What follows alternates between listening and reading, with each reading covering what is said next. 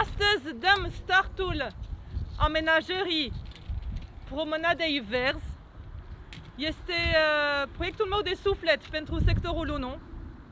Va fi un spațiu de recreere, un spațiu pentru sport, un spațiu pentru cultură, un spațiu de transport durabil, de fapt revoluția transportului durabil în București.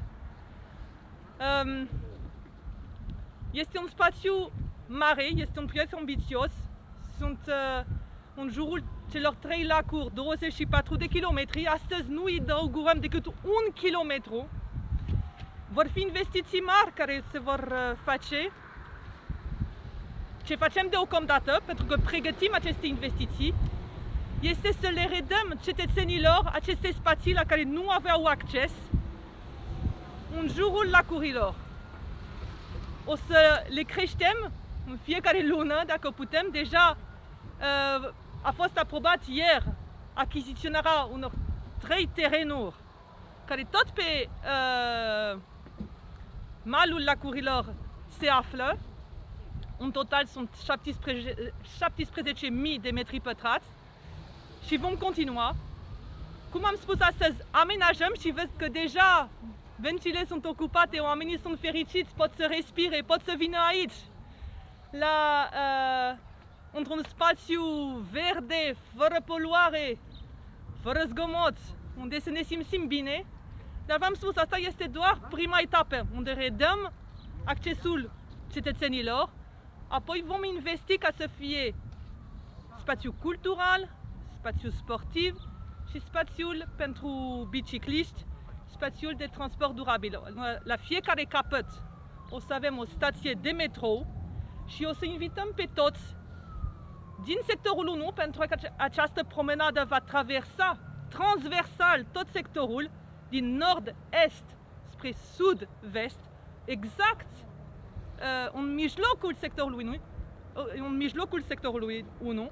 Toată lumea va avea acces la această promenadă și va putea cu bicicleta sau pe jos să se ducă la o stație de metrou. Mulțumesc tuturor care au contribuit. Este ADP aici, cu doamna director, ADP-ul, care a făcut această amenajare fără mari investiții, pentru că în momentul în care vom face aceste piste de bicicliști, nu vrem acum să facem o investiție care n-ar fi cea finală, nu vrem să risipim banii publici. Atunci mulțumesc ADP-ului, mulțumesc cetățenilor care ne oferă ne oferă sprijinul lor.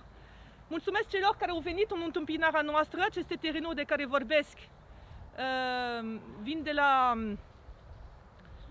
BTT. Ei au venit și ne-au oferit sprijin ca să le cumpărăm.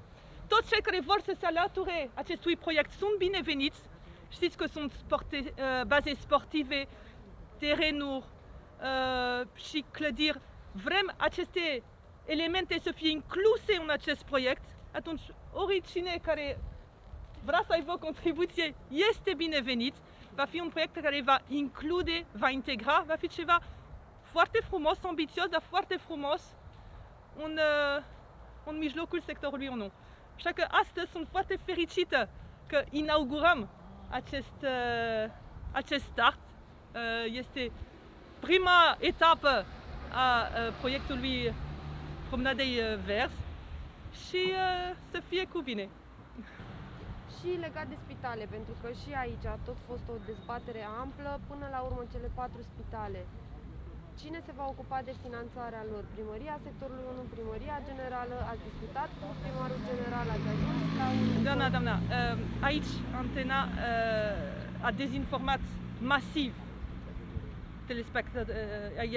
dezinformat masiv pe telespectator. Noi ce am făcut este să simplificăm toate demersurile ca investițiile și ale noastre în spitale să fie mult mai ușor de făcut. Nu s-a modificat absolut nimic la finanțarea spitalelor. Finanțarea spitalelor din partea sectorului 1 sub administrația PSD a fost extrem de slabă. Mai puțin nu se poate face. O să fac evident mai mult decât a făcut administrația precedentă. Noi ce am făcut este următorul lucru. Până acum, lăsați-mă să răspund. Până acum, în momentul în care un spital dorea să demoleze un chioșc sau dorea să amenajeze ceva, trebuia să fie vot un consiliu local, un consiliu general, orice mică mișcare dura un an.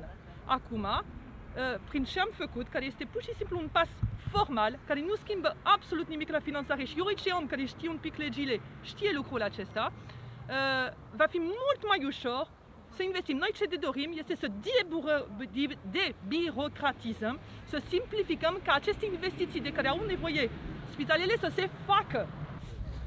Da, așa cum a spus și doamna primar, Promenada Verde este un proiect, pot să spun, grandios, ambițios, care necesită alocarea de resurse umane, financiare și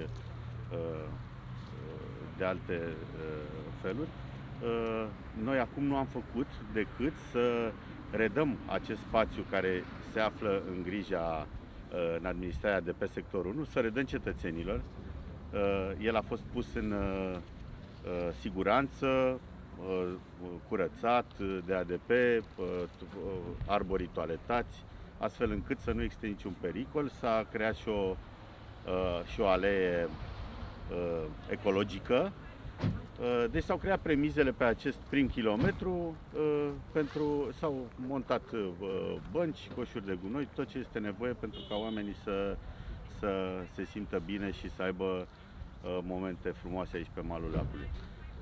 Ce pot să vă mai spun este că acest proiect continuă, deci ambițiile sau ceea ce ne propunem este ca până la urmă să avem o promenadă care să asigure creșterea calității vieții locuitorilor sectorului 1 și nu numai.